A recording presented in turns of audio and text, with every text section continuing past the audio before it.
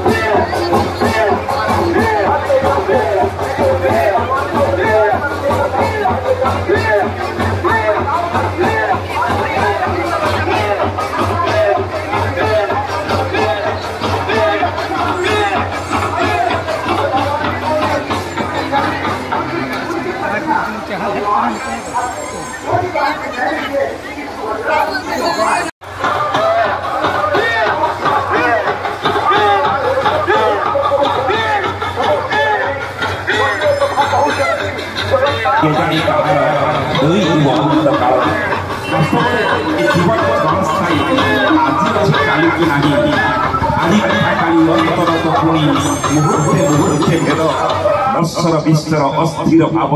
मणि आनी खेद तेरे केते दिन पर्यंत बंधिबा ए अस्थायी संसार रे अस्थायी दुनिया रे भजन कीर्तन करुथबा भगवान नाम संकीर्तन करुथबा ए कर्म भजन शुणु ए मुख भगवान नाम गान करू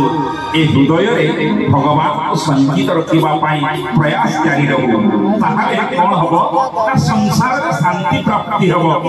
एवं जो शांति हमको वैकुंठपुर बाट देखैबो आगामी जीवन रे शांतिमय हबो संसार रे सुख संसार रे आमे कालातिपात करिबा तो सही ताहारी प्रयास पाई ताहारी उद्देश्य रे